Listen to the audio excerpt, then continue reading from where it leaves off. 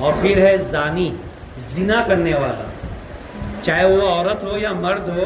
یہ دو باتیں میں بتا رہا ہوں، یہ دونوں پہ لاگو ہوتی ہے، مرد اور عورت پہ، کہ اگر کوئی زانی ہے اور زنا سے دور نہیں ہوتا تو اس کی بھی مغفرت اس رات نہیں ہوتی. تیسرا، رشتہ داری میں پھوٹ ڈالنے والا یا رشتوں کو منقطع کرنے والا. اللہ معاف کرے، میں کسی کے سامنے یہ کسی کو پوائنٹ آؤٹ نہیں کر رہا یا کسی کے لیے نکتہ نہیں کر رہا، مگر یہ چیز میں کام والے یا کام والیوں میں زیادہ دیکھتا ہوں. جو چار گھر میں کام کرنے والیاں اور جو چار گھر میں کام کرنے والے ہوتے ہیں، ان میں یہ عادت ہوتی ہے کہ ادھر کی بات ادھر کرتے ہیں اور ایک دوسرے کے دل خراب کرتے ہیں. میں ان کو آگاہ کرتا ہوں کہ یہ چیزوں سے بچے. یہ حدیثوں میں آیا ہے، میں اپنی طرف سے نہیں کہہ رہا. جو رشتہ خراب کرنے والے لوگ ہیں ان کے بھی اس رات مغفرت نہیں ہوتی، چاہے وہ پھر کام والی ہو یا عام آدمی ہو. کسی میں شوق ہوتا ہے کہ ایک دوسرے کی چگلی کرے، تو یہاں پہ مراد جو ہے وہ چگل خور ہے.